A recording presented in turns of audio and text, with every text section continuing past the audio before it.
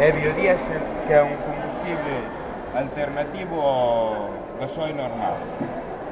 Ten características de que non contamina, non emite tanto CO2 á atmósfera como pode emitir o gasoil normal, obtense pola transesterificación de triglicéridos, basicamente aceites. Utilízase para motores de ciclo diésel, aunque algúns poden necesitar que se faga certas modificacións porque a sosa carcome o caucho natural. Entón hai que cambiarlle manguitos aos elementos que utilizamos para facelo foi aceite, sosa e metanol. Bueno, no proceso, o primeiro foi quentar o aceite a 48 grados centígrados.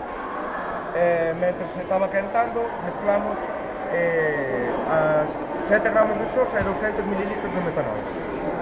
Logo mesturamos todo xunto durante media hora e deixase reposar nun recipiente alto e estrello. Daría 2-3 semanas obtemos o biodiésel e no parte baixa decantada glicerina, que se pode usar tamén para produtos cosméticos.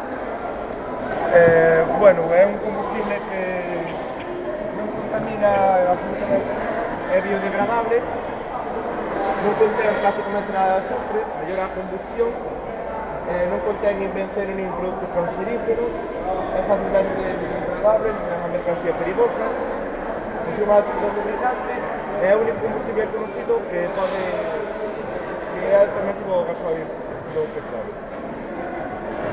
Bueno, a tendencia actual está moi por debaixo da tendencia necesaria hasta 2010, entón debería que producirse máis biodiésel.